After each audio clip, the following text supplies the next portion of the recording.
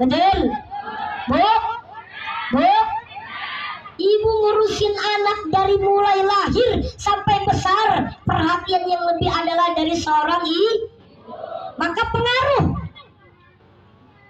Kalau anak nangis yang dicari ibunya, betul? Minta jajan. Anak menengan indung padahal nyekel duit masalah boro-boro.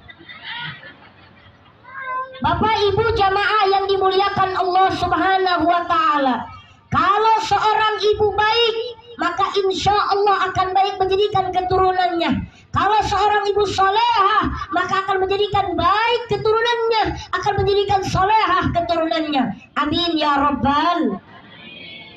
Bu, kalau seorang umi, seorang ibu yang baik itu ketika dia menjadi seorang ibu, seorang istri, dia berbakti kepada suaminya. Amin ya Rabbal. Amin ya Rabbal. Kalau seorang anak itu baik dilihat dari ibunya. Kalau seorang ibu itu baik dilihat dari suaminya. Artinya saling berkesinambungan. Suaminya baik, insya Allah istrinya baik. Kalau sudah istrinya baik, insya Allah akan melahirkan anak-anak yang baik. Sebab ibu adalah cetakan. Kenapa ketawa, Bu? Iya, ibu itu adalah cetakan. Kue itu tergantung cetakannya, Bu. Kalau cetakannya bulat, maka kuenya bulat. Kalau cetakannya kotak, maka kuenya kotak. Kalau cetakannya benjol, maka kuenya ya sama. Kalau emaknya cerewet, anaknya bawel. Kalau emaknya pembangkang, anaknya durhaka. Nauzubillahimin. Maka dilihat dari orang tuanya dulu kalau pengen punya anak yang soleh. Yang kedua kata Nabi, kalau pengen hidupnya bahagia dunia akhirat, ialah punya keturunan yang soleh dan soleha. Mumui anak yang soleh dan soleha itu seperti apa? Anak yang soleh dan soleha itu ialah pertama anak yang punya akhlakul karimah, yang dibimbing, yang dididik dengan didikan agama Islam. Dimasukkan ke TPA, setelah TPA dimasukkan ke pesantren, disebut dengan santri. Alhamdulillahirabbil. Bu, ibu-ibu yang anaknya masuk pesantren, sayang apa enggak, Bu? Kasihan apa enggak, Bu? Kasihan. Karunya lancen lagi kiai pesantren anaknya. Karunya naon dia? Karunyaon. Mumoy karunya anak abdi boga penyakit atel di pesantren. Dengekan amang santri. Dengerin santri. Santri kalau belum kena penyakit gatal di pesantren, maka belum diterima sebagai santrinya. Begitu Pak Danrin. Karena Mui ngalamin dulu. Waktu Mui masih kecil, Pak.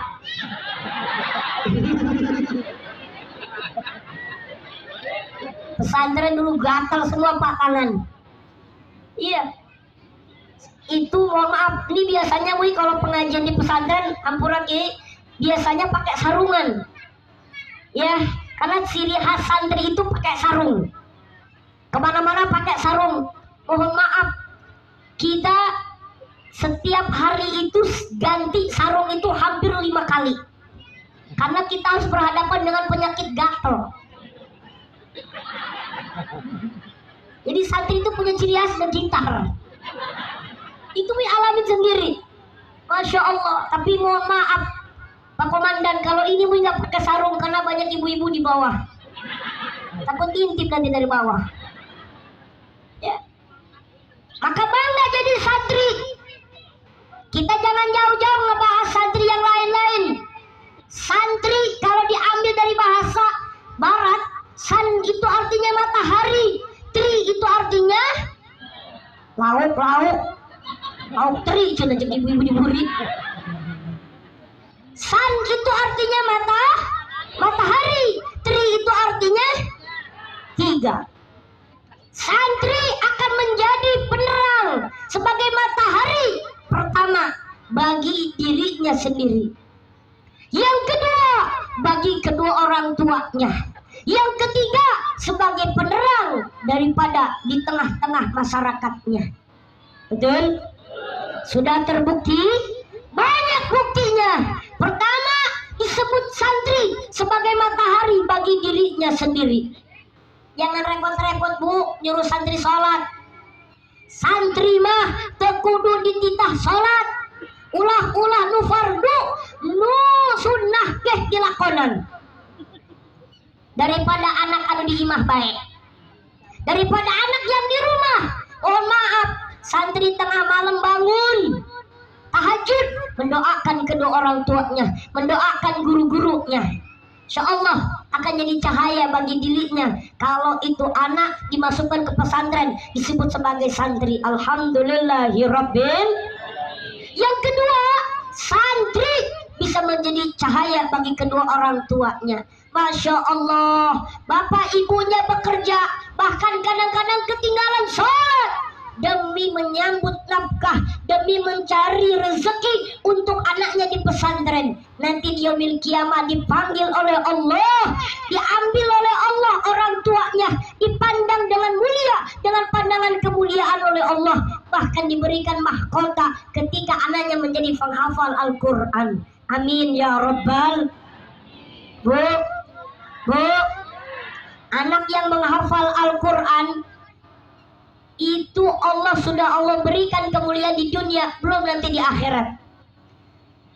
Tadi Pak Danrin udah menawarkan kepada santri-santri yang hafal Al-Quran 3 juz